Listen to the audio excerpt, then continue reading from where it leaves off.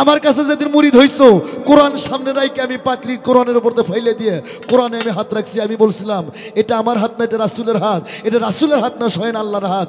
তুমি আজ থেকে এই 30 পারা কোরআনে হাত রেখে কথা দাও, জীবনে মিথ্যা কথা কমো না। তুমি শিষ্য কইছিলে দয়াল আজ থেকে আমি মিথ্যা কথা কমো না। তুমি আমার কোরআনে হাত রাখে বলছিলে আজ থেকে গাঞ্জা মদ খাইবা না।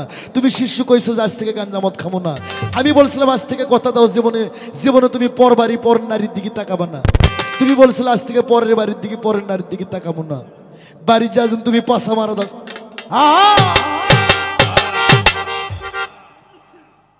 দল এই সেটা আমার দোষ।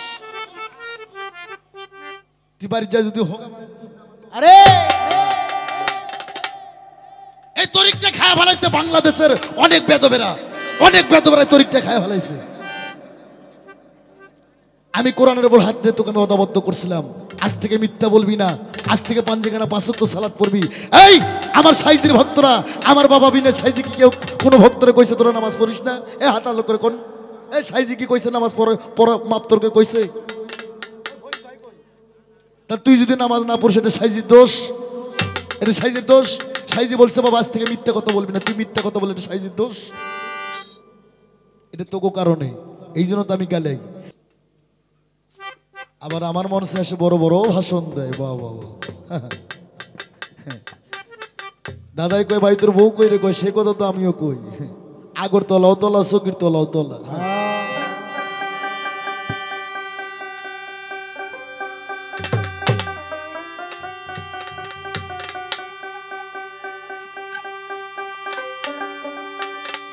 তাহলে ডুবু ডুবু তরি কেমনে ধরি পারি, হাইলের বইটা খাইলো গুনে দয়াল গুরু তুমি বিহনে।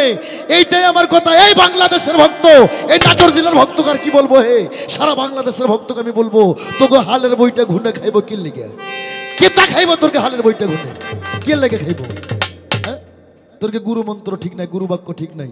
এই আসতেই আমি আনোয়ার সরকার, আমার কাছে যেদিন তুই মুরিদ হচ্ছিস আমি তোকে কই, তোক করলে সবগুলোর গায়ে পড়বে। এই মিডিয়া সুন্দর করে সাইডে দেওয়া। এই জন্য স্বর্ণ কোনোদিন যাচ্ছে বিক্রি হয় না। আমি গান করি ওই পার সেতুর ওই পার গান করি, আমার নাটোর এলাকা রাজশাহী এলাকায় গান করি, কিন্তু ভক্তদের মায়া। এই ইনোস আর সেনিকের ইনোস কই রে, এই সাইদুল ফকির কই? হ্যাঁ আমার অনেকগুলো ভক্ত আছে, তাদের অনুরোধে আমি রাখতে ফালাইতে পারিনি, এই জন্য আমি আসি। তে বাবা বুঝবি একদিন, আজ বুঝবি না। আমরা তো এমন মানুষ, আমরা কপাল থেকে এক জায়গায় ফোটা দিই।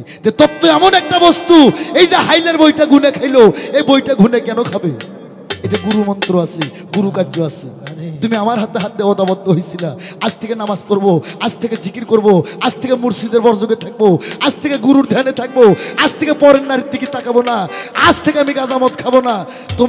তুমি আমার কাছে মুরিদ হওয়ার, ঘরের দরজা বন্ধ আমার দায়িত্ব, এর মধ্যে তুমি বেলাই না গেলে সেই দায়িত্ব আমার। ঘরের মধ্যে যাই তুমি হোগা দাও, তুমি অন্য কিছু করো, এই দায়িত্ব আমার না। এই জন্য তোমার হালের বইটা ঘুনে খাইছে। এ মিডিয়া সুন্দর করে সাইডে দেবা, তোকে আল্লাহর দোহাই এক শট কাটবা না। আর বইটা ঘুনে খাইবো। পৃথিবীতে একটাই সাধন, এই যে আমরা ওয়াজ করি না, আমিও তো ওয়াজ করি। ওয়াজ করি কি করি জানেন?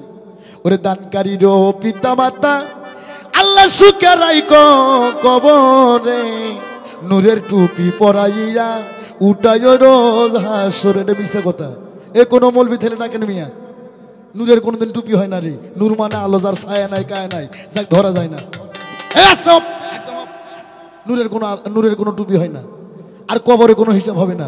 এই কবরে কোনো নামাজের হিসাব হবে না, কবরে কোনো কোরআন পড়ার হিসাব হবে না, কবরে তোর কোনো মুরিদ হওয়ার হিসাব হবে না, কবরে তোর কোনো জিকিরের হিসাব হবে না। ডাক দেন কোনো হাফেজকারী মৌলানা থাকলে ডাক দেন, কোনো হিসাব হবে না। কবরে একটাই হিসাব হবে, কবরে একটাই হিসাব হবে। সেটা কি জানো? তুমি কি তোমার নবীকে চিনো? কবরে একটা হিসাব হবে। এ তুমি কি তোমার রবকে চেনো? মানদিনু কামান রাব্বুকা, তুমি কি তোমার রব চেনো? তুমি কি তোমার নবীকে চেনো? নবীকে যারা না চিনলো এদের কবরে হিসাব হইব।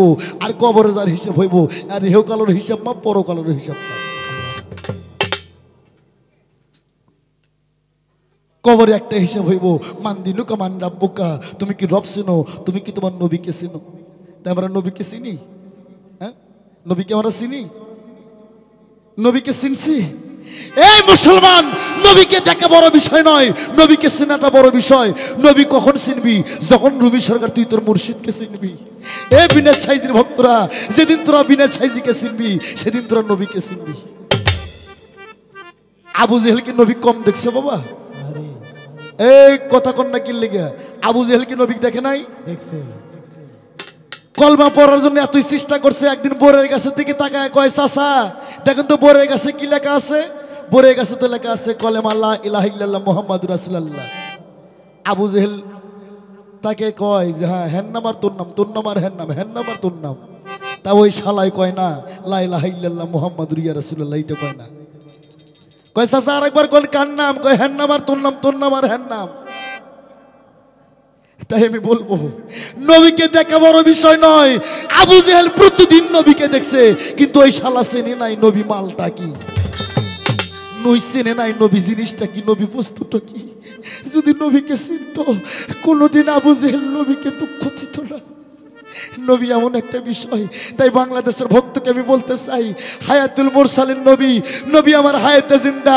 ঘরে ঘরে নবী আছে, কে বা তাহার উদ্দেশ্য করে। ঘরে ঘরে নবী আছে, কে বা তাহার উদ্দেশ্য করে। নবীকে চিনতে গেলে আগে যার যার মুর্শিদকে চেন। কি কই মুবাজান, এমনি আমার বাংলাদেশের নাম হয়ে গেছে আনোয়ার সরকার, খালি গালাগালি করে। হ্যাঁ আমি করি, আমার বাবা রশিদ সরকার করছে, আমিও করি। এতে কি হইব হইব দেখার সময় আমার নাই। হক কথা কইমু, তবে আমার ছেলেবেলে কই, আমার মাইকরের সামনে যেদিন অ্যাটাক হবে গুলি করবে, তোরা যেন কোনোদিন মামলা করিস না। হ্যাঁ আমি ছেলেবেলে কয়ে দিচ্ছি, আমাকে যেদিন গুলি করবে এরা, গুলি করে যদি মাইরা ফেলায় তাহলে তো বাইসে গেল। আমার বিরুদ্ধে যেন কোনোদিন মামলা করিস না। হক কথায় কি হইব হইব। তাই বাবা, কবরে নামাজের হিসাব হবে না, কবরে কোরআনের হিসাব হবে না, কবরে মুরিদের হিসাব হবে না। কবরের একটাই হিসাব হবে, মান দিনুকা মান রাব্বুকা। তুমি কি তোমার রবকে চেনো? তুমি কি তোমার নবীকে চেনো? নবীকে চিনলেই তোমার কবরের হিসাব শেষ। আর নবীকে চিনতে গেলে শিষ্যরে এখানে তোমার মুর্শিদকে আগে চিনতে হবে, মুর্শিদ বর্জক আগে ঠিক রাখতে হবে।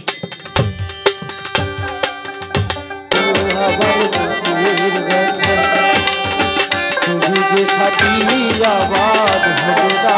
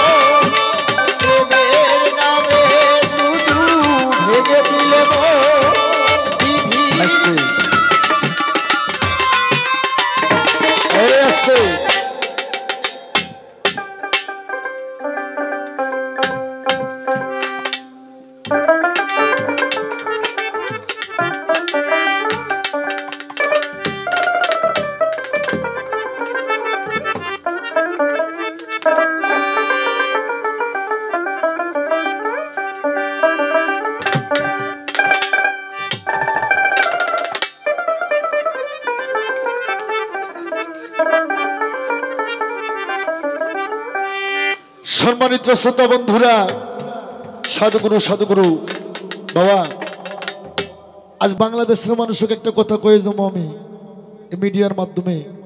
অনেকগুলো মিডিয়া আছে উত্তরবঙ্গের, যারা বড় বড় মিডিয়া, দরিদ্র মিডিয়া, মধুর মিডিয়া,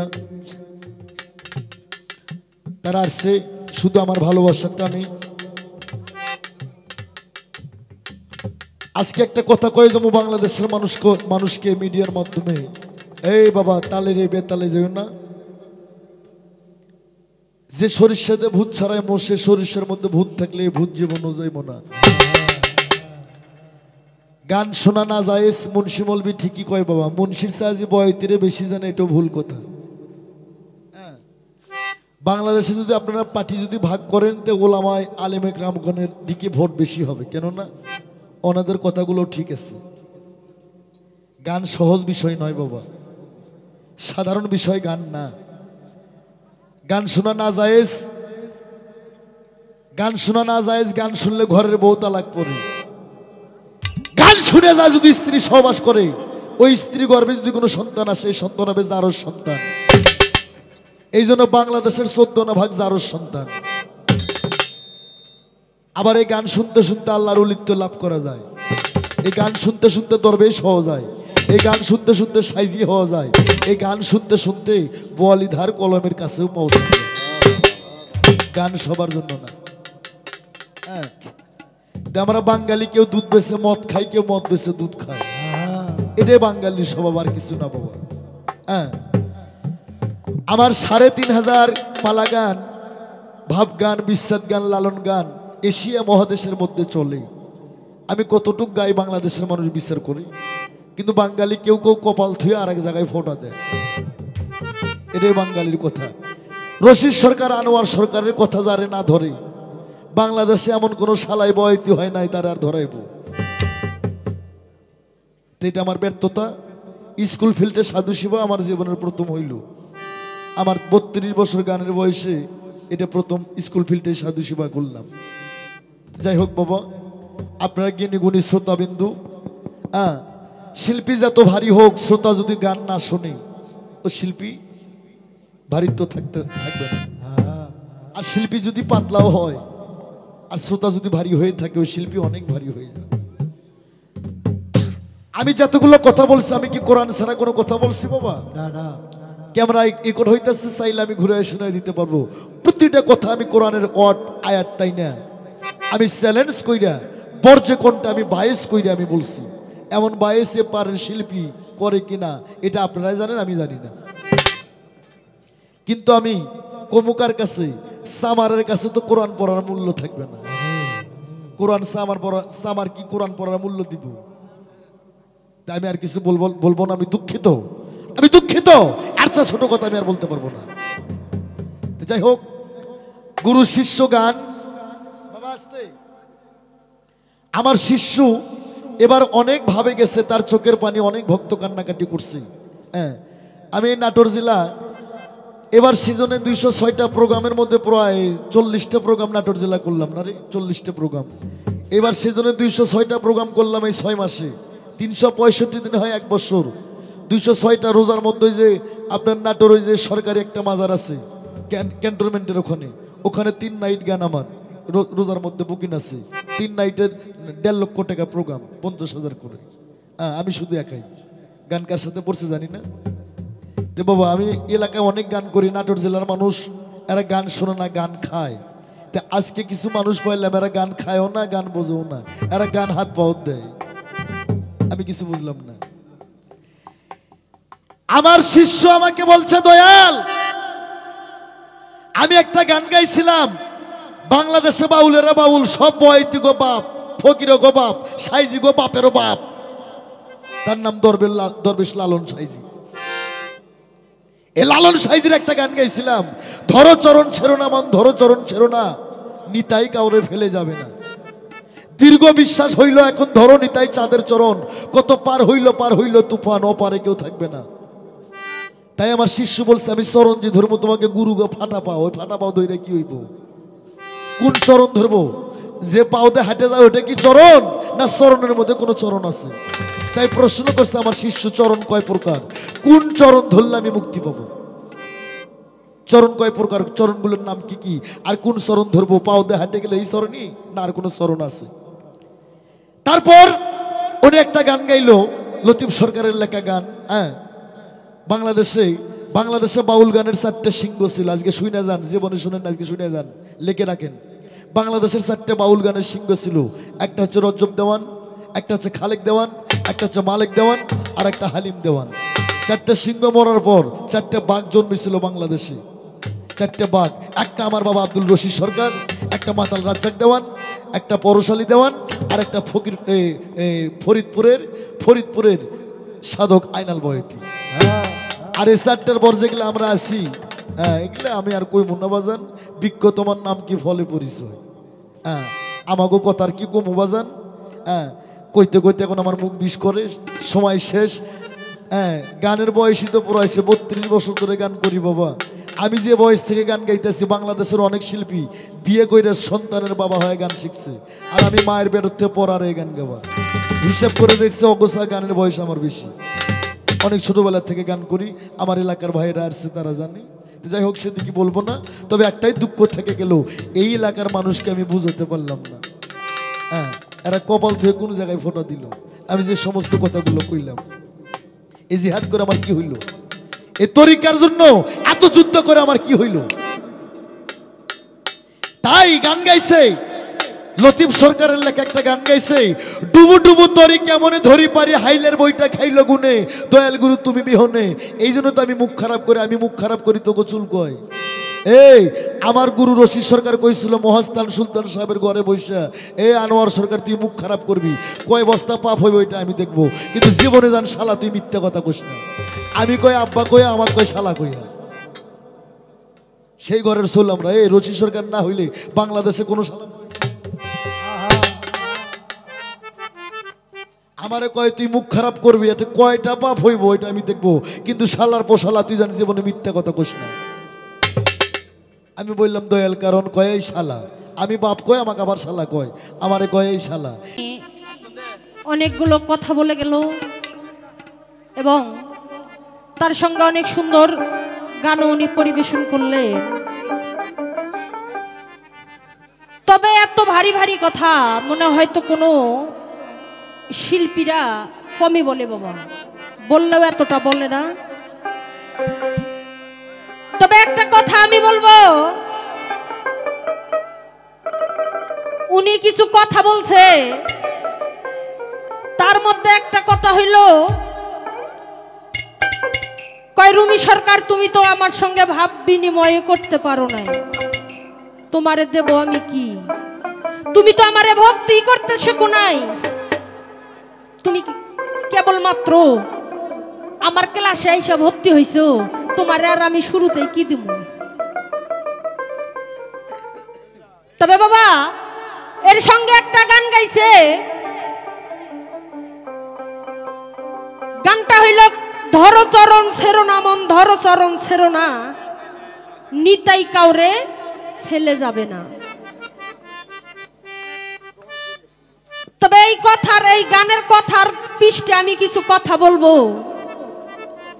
এই যে ধরো চরণ ছেড়ো না মন, ধরো চরণ ছেড়ো না, নিতাই কাউরে ফেলে যাবে না, এর কিছু ব্যাখ্যাও আপনি দিলেন।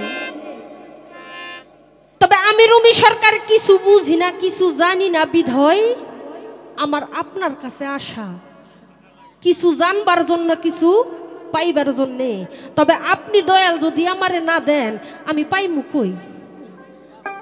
আপনারে দিতে হইব আর সেটাকে আমার সামলাইয়া রাখতে হইব, কিন্তু আপনি যদি আমারে দয়ার বাসর দয়া কইরা না দেন তাহলে আমি যামু কই? আমার তো যাওয়ার রাস্তা নাই। সবকিছু বিসর্জন দিয়া, সবকিছু পিছনে ফালাই দিয়া আপনার চরণের আইসা আমি ঠাই নিছি। তবে এই যে চরণের কথা বলছেন, এই চরণ আমরা যারা দুই পাইয়া মানুষ, এই পাও এটাও কিন্তু একটা চরণ বাবা। তো আপনি যে চরণের কথাই বললেন, তাহলে আমি এই যে চলাফেরা করা ফাটা পা, এই চরণ বুঝবো না আরো কোন চরণ আছে? যে পা দিয়ে আমরা হাইটা হুইটে বেড়াই, এ তো পা ফাটা বাবা, লক্ষ্য করে দেখবেন। তো এই ফাটা পা বুঝবো না আরো কোন চরণ আছে? এইটা আপনি আমারে বলবেন। এই চরণ কত প্রকার ও কি কি, আর কোন চরণ বুঝলে আমি আসলে আমার দয়াল চান আনোয়ার সরকারের পাবো? আমি সেই চরণ ধরতে চাই, আমি সেই চরণ বুঝতে চাই। বাজান এই যে আপনি আরো একটা গান গাইছেন, শিষ্যতর আদব কায়দা বিবেক বুদ্ধি বিশ্বাস ভক্তি প্রেম সোহাগে, ভাব বুঝে নাও আগে গুরুর, ভাব বুঝে নাও আগে। এরপরে আরো কিছু কথা বলছেন, কয় এপার বাংলা ওপার বাংলা আমার 8,500 মুরিদ দান।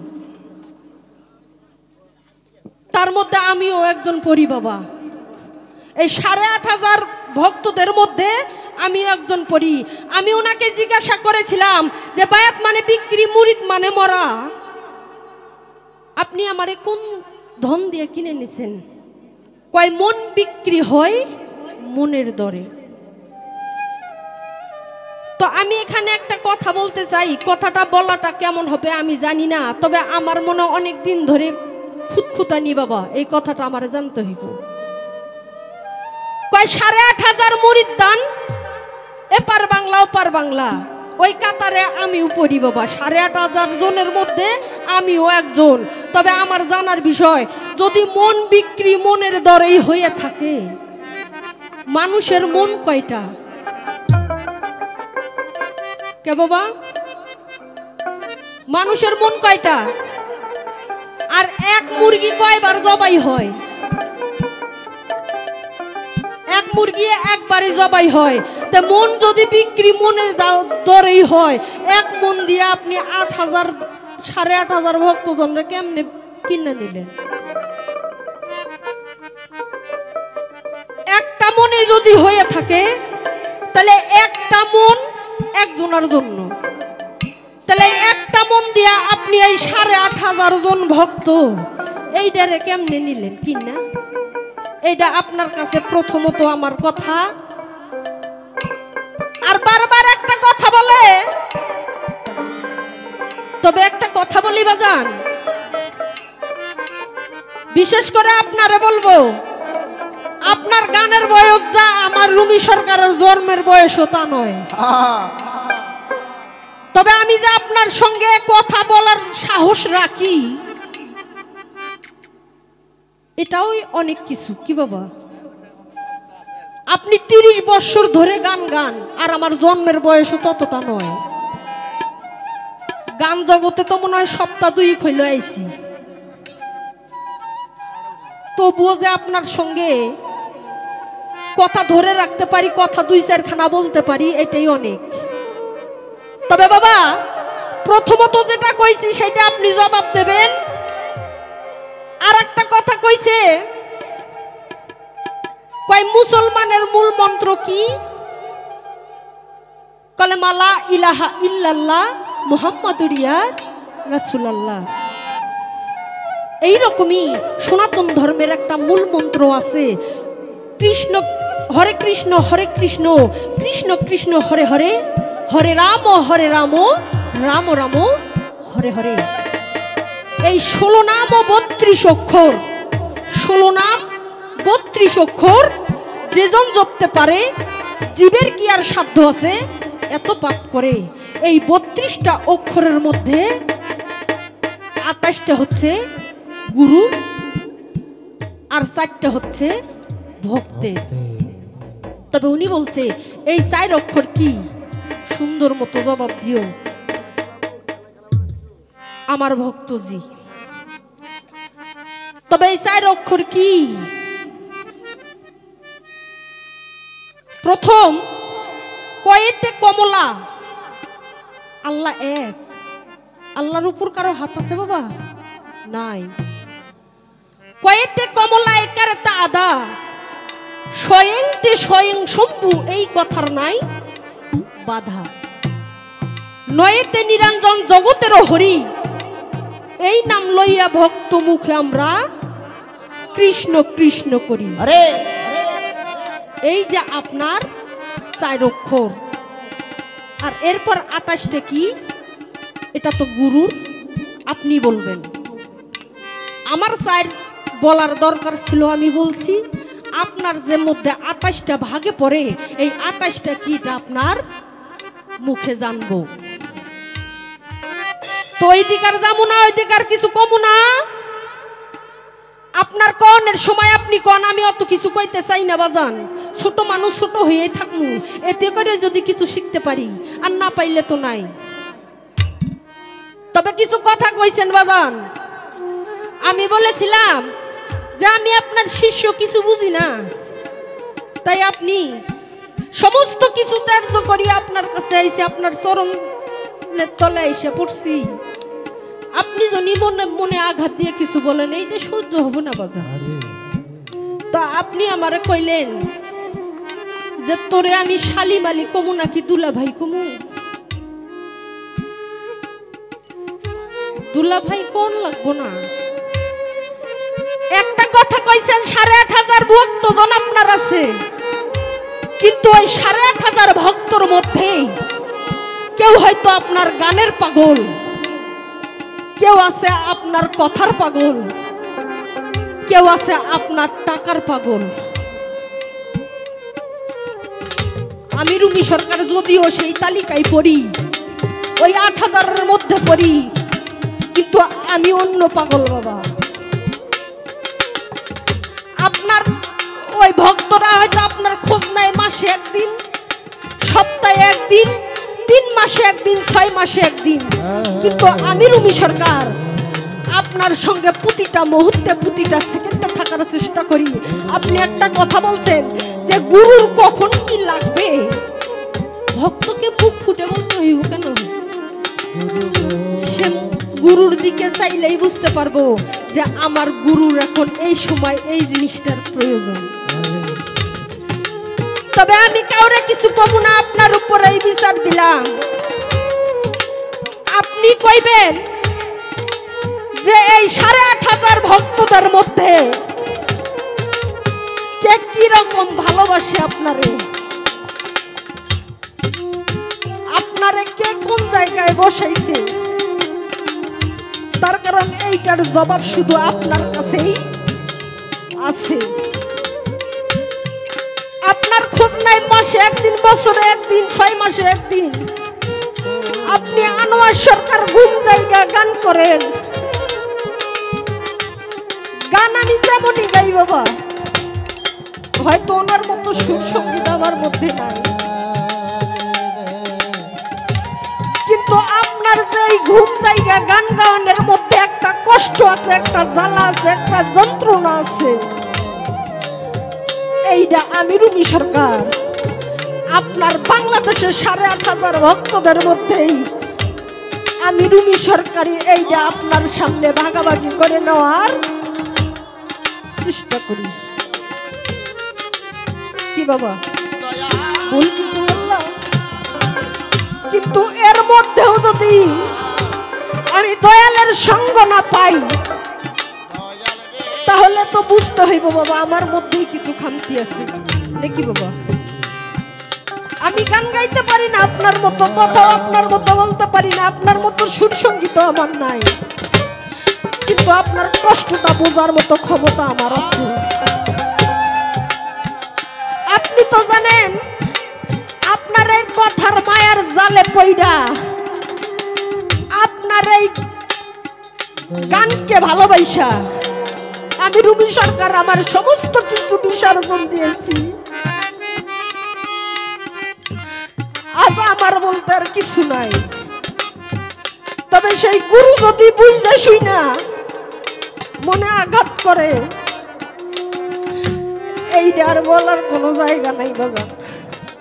তাই সেই দিকে লক্ষ্য কইরা আমার একটা গান।